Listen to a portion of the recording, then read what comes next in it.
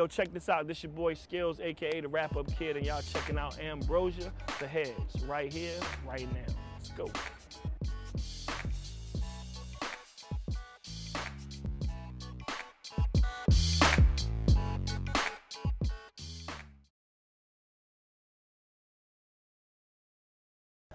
The first piece of music I remember buying was DJ Jazzy Jeff and the Fresh Prince, 12-inch.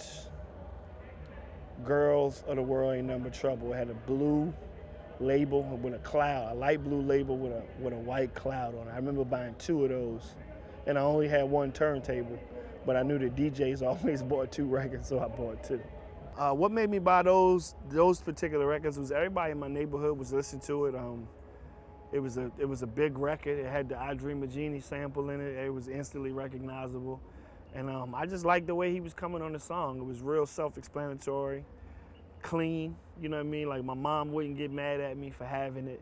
And that was my first foray in actually buying a record. She had a record player, but you know, I had some little money on the side. I saved up some money, and those were the first 2 records I bought.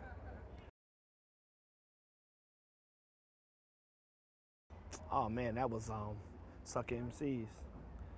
By Run DMC. That record, when I first heard that record, it was so bare bone, like just the drums and the hard snare. It almost sounded like a nursery rhyme to me, but I felt like when I first heard it, I felt like he was talking directly to me. You know what I mean? Like 2 years ago, a friend of mine, like it just felt like he was talking. It was just saying something to me personally. Like I couldn't deny it. You know what I mean?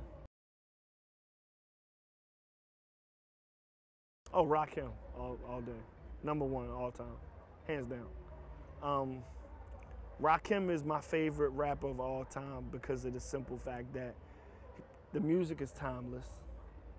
And even if he doesn't make anything today that people will play on the radio or they feel is relevant in 2011, his music still stands this test of time. And the one thing about Rakim that no one else was doing at that time, and I paid attention to it then, was he had double meanings, meaning that you could hear it and I could hear it, and we could both take something different away from it. We could argue like, oh, but he meant this when he said that. I'm like, nah, yo, he said this, so he had to mean that. The fact that I didn't know whether or not he was doing that intentionally or just by mistake was ingenious to me. Like, paid in full. What? Paid in full with the Gucci suit on and the dookie rope and the money on the front cover?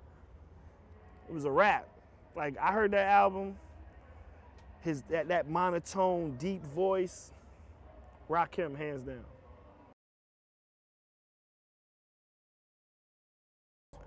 Oh man, the first time I remember going out to I was living in North Carolina at the time in Fayetteville. And, you know, we were getting, you know, everybody had cousins in New York, or yeah, my uncle lived in New York, and we was all getting tapes, and you know what I mean, and phone calls, and we was finding out what was to wear, and, you know what I mean, what was in the Right On magazine and what we should be rocking. And I went out to a park on a Sunday with my mom, and they had the DJ set up, and it was just, you know, it was like real, right now I would say it looked real LA-ish. It was park, DJ, food, barbecue, and just people just dancing. And I remember this one kid that could break dance his ass off. He could pop his ass off. I was living in Fayetteville, North Carolina. I'll never forget it. And he was so limber, and I'm like it's traveling, like it's actually here. Like I wanted to know everything about him, and I was asking him like where are you from? Like what was your name? You know what I'm saying? And I asked him his name. I asked him where he was from. I'll never forget it. And his name was Affion Crockett.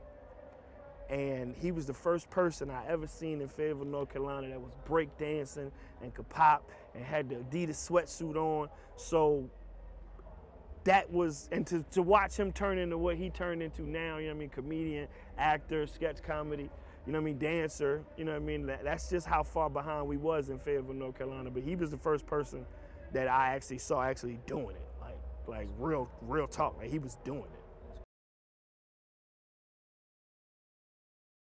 And when I first heard Sucker MCs, Run DMC, I kind of was thinking I could do it, but I was already buying records, so I tried to DJ first.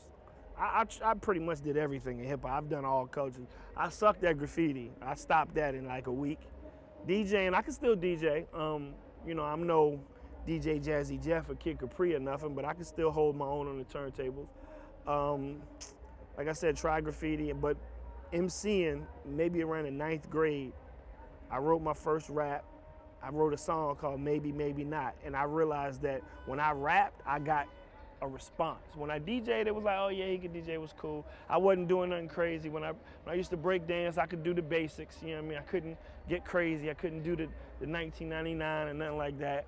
Graffiti, like I said, I sucked, so it ain't like anybody was ever looking at my work, but when I rapped, that was the first time that people was like, yeah, like, that was hot. That was the first time I got a dap from my friends, and spit Twan that rap you were saying yesterday. Like, that's when I was like, okay, this might be it. This was my call.